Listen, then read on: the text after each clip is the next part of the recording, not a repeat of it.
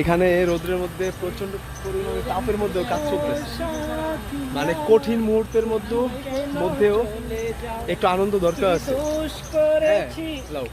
এই যে বলে যাও ও সাথী আমার, তুমি কেন চলে যাও। এটা কিন্তু অবশ্য দরকার আছে। তুমি যতই পরিশ্রম করো না কেন, পরিশ্রমের মধ্যে মাঝে যদি একটু আনন্দ উল্লাস না করো, মানে মাঝে মধ্যে একটু আনন্দ না করো, মজা পাবো। আনন্দের মধ্যে আমরা নিয়ে আসি মাগি মশলা। অনেক দুষ্টু। যাই হোক, তাও ভালো লাগতেছে। কঠিন রোদ, মানে রোদ্রের জন্য চোখ খুলে মানে তাকাবো, যে তাকাইতে পর্যন্ত পারতেছি না, এত পরিমাণ রোদ। যাকে দিয়ে কাজ চলতেছে,